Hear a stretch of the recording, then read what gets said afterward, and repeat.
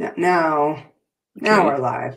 Hi, And everybody. Sam here, community host and founder of Safe Art Connections, and I'm going to be interviewing today Andre Paradis. He is the founder of Project Equinox, and we're doing a test right now to make sure that this live stream is working. So bear with me for just a second. I'm going to go on YouTube on my phone and look to see if I can see that we are live indeed, and you can see us well. This is the first time we've done this. Andre Paradis Project. And the next time we do it, we won't have to test because we'll know. hopefully, but we can't see you. It's a problem. Yeah, that's so weird. Yeah, we're live. It says we're live, and when I click on it, it doesn't, it has my name. Like I can see me, but it has just an S for my name. Yep. Rude. Just rude. How rude. Rude. How rude. Let me check something else. And then if we have to just go with not being able to see me today, that'll just be what it is. But my camera, so I just turned my camera off. Right, so I get a big S for Sam. So is your camera covered by any chance on your? No, we were just on the other when you call. do this, it's black, or is it reversed? No, like I haven't changed since we were just on the Zoom call a minute ago. I haven't touched it. Oh, it looks like there's a piece of tape on your camera. That's what it looks like. Yeah, it's so weird. Rude. But it's, hang on. Let's see. Yeah. All right. So do you want to try and figure this out, or do you want me to still interview you? What do you want me to do? Whatever you feel like. I mean, honestly, you can't see me though. It's harder. I know, but I can hear you, and I know you have a beautiful face, and I can picture in my head. Look, I close my eyes, and there you are.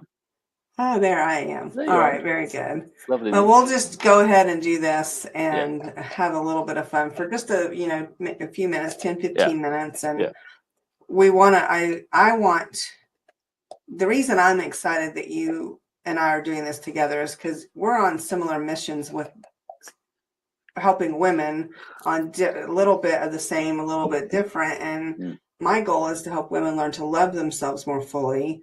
And your goal is to help them learn to understand themselves, which helps them love themselves. And so we're kind of got this overlay of intermix, and knowing how all the work I had already done in my life to create the life I wanted, and how I was still picking goofballs in relationships. In relationships. Yeah. Right. Yeah. That's what I'm your ideal client in that I had everything I wanted in my life except for a healthy love relationship. And so knowing how much I received from going through your coaching and working with you, I want to do anything I can to help support that and spread the word. So that's awesome.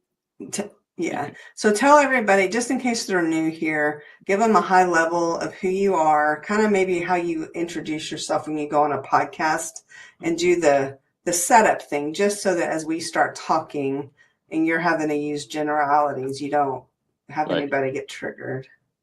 Right. So you want to set up as in like 80-20, that thing? Yeah. My name is Andre Paradis. I'm a relationship NLP coach. I'm a writer. I'm also an ordained minister. So some of my clients' success stories, just like Sam here, is not only that I get to work with them and help them build and create a relationship of their dreams, but some of my clients, I get to marry them myself as an ordained minister. And Sam was somebody I married. It was amazing. Last summer, I flew to Texas to put those two together. It was incredibly awesome, and it's such an honor. I can't tell you. That's my work. That's the cherry on the sundae for me. But so in the realm of relationships in our culture, right? There's a lot of confusion and misunderstanding. When just kind of set you guys up. When we talk about masculine and feminine, men, women. You have to allow me big generalization when I talk about men and women. When I say men are or do blah, it's not 100%. There's no such thing. There's an 80-20 rule that applies to everything in life. So I have to, when I say man, think generally man, please. Don't go into, I don't think that's true. I don't do that, right? Or same thing if I talk about women. We're talking in big generalization in order to have a conversation. Otherwise, there's always somebody who says, I'm not like that.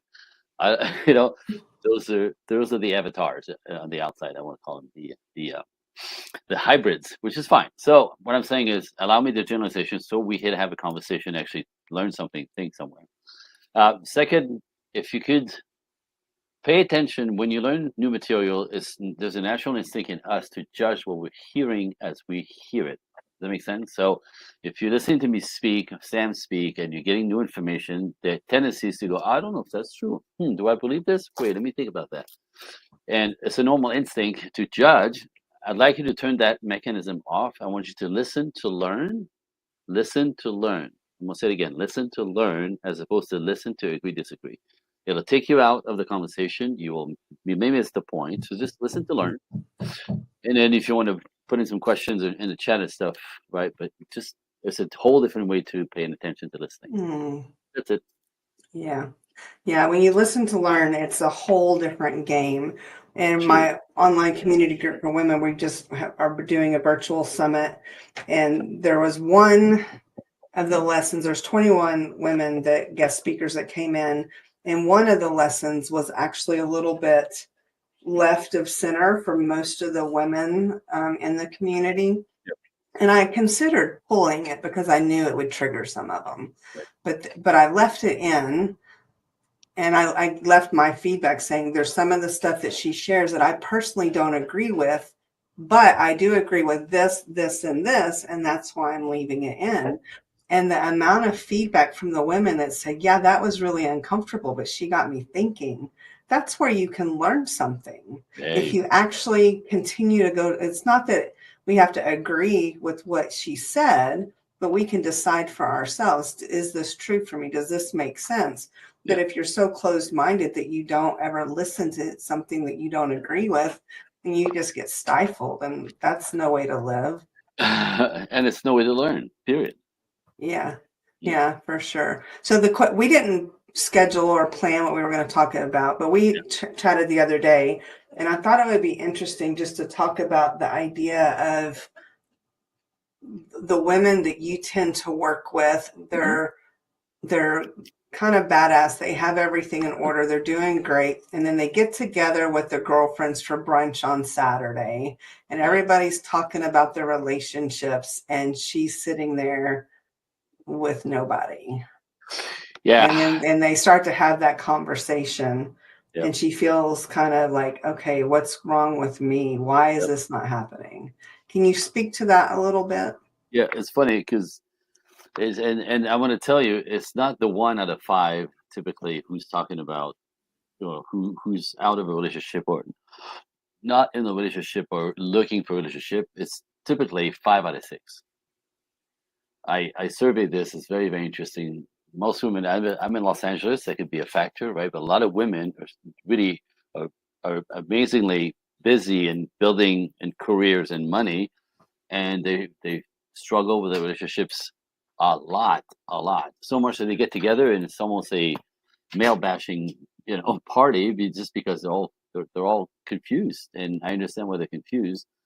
And part of it is the not understanding the natural dance, the dynamic dance of masculine and feminine. And like I said, masculine and feminine, when I say masculine and feminine, I don't say men, women, I'm talking about masculine and feminine energy that we all carry within us. We both have masculine and feminine energy. We're both men and women.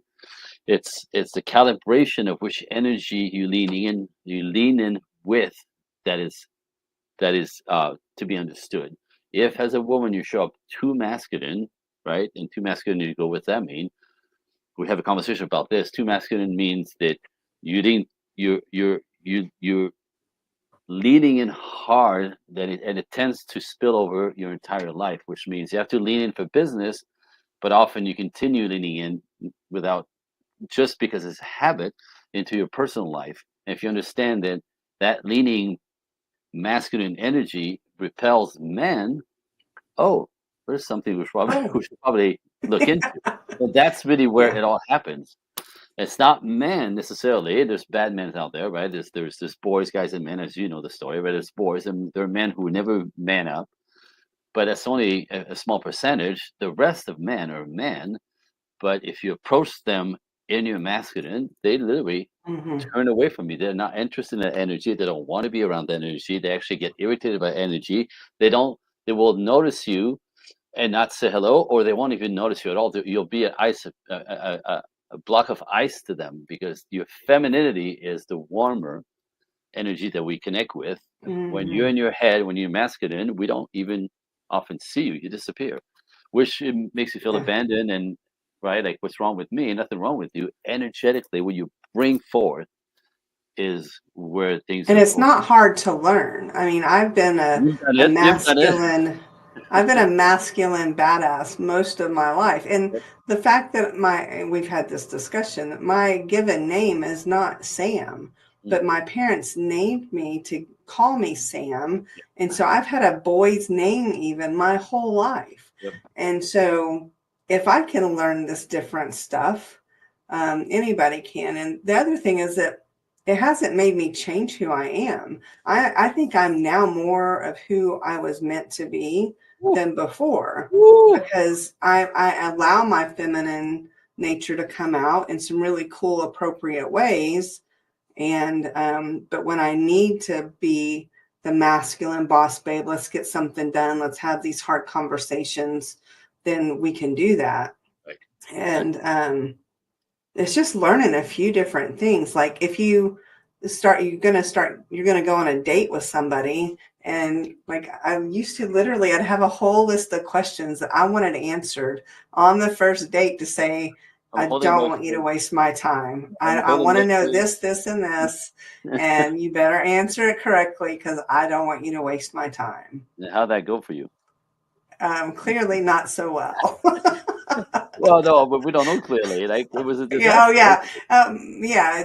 Married, divorced, married, divorced, married, divorced, and then I met you and went on a couple of dates and ended Ooh, up then meeting my forever person. yeah. And on the first date, like the first couple of dates, I was like, Andre, did you plant him? He's doing all the things you said a real man would do. Right. And Well, because you I never. didn't bring up what I did for work. He Yep. didn't know. He asked me, "What do you do?" I'm like, "Oh, I do admin work. Not a big deal." Like he didn't know for probably 2 months that I owned a company. Right. Now, again, somebody would listening to this would go, "Oh, so I have to dumb it down for the man, right?" That's not No. it. That is not it, right? It's that you understand that a masculine man is looking for your feminine warmth, energy, right? Heart, the magnet that is the feminine energy. That's what men connect to. So what you do will typically throw you into man mode to talk about your work, right? What you accomplish and that kind of stuff. That sort of turns the light off, and all of a sudden you Hmm. cool off right in front of us. So it's not Yeah. that you don't have to dumb it down for us. But if you want to attract a man, you use the energy that attracts men, and it's not Yeah. your business, and it's not your money, and it's not your No. career, and it's not your Because title. they don't care. They don't care. It's Well, not what that's they care about in a that's relationship. not what that's not what they care about. They're looking for the feminine Yeah. essence, which is the part that we don't have that is so magnetizing, exciting, electrifying, and soothing to our hearts. So it's the energy again that Yeah. you bring. So if you show up on a date with, I don't want to waste my time and have a sheet of questions to ask him, if that's an Yeah. interrogation, and I can't tell you how many men have come to me with, dude, like she interrogated me like I was, like I just was missing the Yeah. spotlight, you know. Yeah. And she was not a bad woman; she was lovely, but dude, I never got to put it. Like I never She got. was lovely. She was lovely, but But always what I'm here. She was lovely. She was nice, but she was interesting. And the but yeah. is the feminine essence was missing, and again, and her not really knowing because it has to be Yeah. sort of like we don't think of it as am I speaking masculine and feminine? Am I showing up my masculine and feminine? We don't. We just have a habit, and when you're a boss babe, your habit is lean in. Right? Don't waste my Hmm. time. Get it done. What's happening here? Well, all of that is Hmm. masculine, and masculine men just go, Yeah, they're "Huh," not going to see and they you. go, "She was It's lovely, but she was lovely, but no, not interested." yeah, If Yeah. Imagine if you can't. Sorry, 1 second, but imagine if you're a man for a second and wanting to get a little bit of warmth and softness, and you know, we're stuck in our heads all the time. So the idea of dating a woman to be in the presence of feminine loveliness that inspires and lifts our spirit. But if you, a woman on the other side of the table who hates dating and you don't want to waste your time and you want to get this, he's going to pick up everything but loveliness. And like I said, she was lovely, but not doing that again. And then and then you'll take it personally, like, what's wrong with you, right? Like not understanding what men are looking for, real men, by the way. Anyway, one of the things that you taught. No, sorry, no, don't be sorry. One of the things I've heard you say multiple times is if you were going to go to another country and they spoke a different language, learning to speak the language would probably be helpful. Right. Well, because men speak differently than we do. Do. They communicate differently. And it sounds ridiculous, right? Because like we speak English, I'm looking into your eyes, you hear the words that I'm saying, right? No. If you understand, like men speak completely differently. Men and women listen and speak completely differently. It sounds ridiculous. It's a fact. And this is why we're so struggling with communications, all communications, because we both do it completely different. Whether you're love dynamic, with your family, with your kids, with your boss, we miss the boat and we think the other one's misbehaving or stupid, or like, how else can I be more clear? So, and people say, I said, so I teach the ladies, if I teach the ladies, right? Because men also learn. But I teach the ladies to speak Menglish, right? And Menglish is a respectful approach for the men to actually hear you. And somebody said to me this morning, she's like, well, that sounds manipulative.